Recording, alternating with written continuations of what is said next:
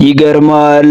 አርዴ ወንዝ ዋኝቼ እነ ጅጂ ሰፈር ፎረንቅ ማዶ ውዬ ባባ ሙሳ መንደር ጀብሪል መደዳውን መድኃኔዓለም ባታ ወይ መተማ ሰፈር 03 ደበታ 0102 በክብሪት ፋብሪካ ዞር ዞር ብዬ ብፈልጋት ዱካ አላጣም ብፈልግ የቻግኒን በረከት መቼ ይችለዋል ብጽፈው ወረቀት።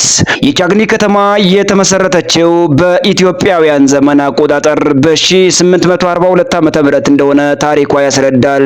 የቻግኒ ከተማ ከመዲናችን አዲስ አበባ በ500 ኪሎ ሜትር ያክል ርቀት ላይ የምትገኝ ስትሆን ከተማዋ የንግድ ማዕከል ከመሆኗም በተጨማሪ ሃይማኖተኞች እርስ በርስ ተዋደውና ተከባብረው መኖርን ለዓለም እናስተምራችሁ የሚሉ ደግና ተፋቃሪ ማህበረሰብ ያሉባት ውብ ተፈጥሮና ጥበብ ተዋቅረው የገነቧት ከተማ ነች። ከተማዋ ዙሪያዋን በዶንዶር ፏፏቴ የተዋበች አርዴ ወንዝን እንደ ልጅ ታቅፋ ያማረች በክብሪት ሰፈር በቦሌ በባታ በመድኃኔዓለም በጅብሪል መደዳ በመጠለያ በአያት ሰፈር በአባ ሞሳ መንደር በሽሮ ሜዳ በ01 በ02 በ03 እና በደበታ ሰፈር የተዋቀረች ስትሆን የጅጂ ሰፈርም በጥበበኛዋና በእንቋ ድምፃዊት በእጅጋየሁ ሽባባው ስያሜን ያገኘው መንደር ያስጌጣት ውብ ሀገር ቻግኒ ነች።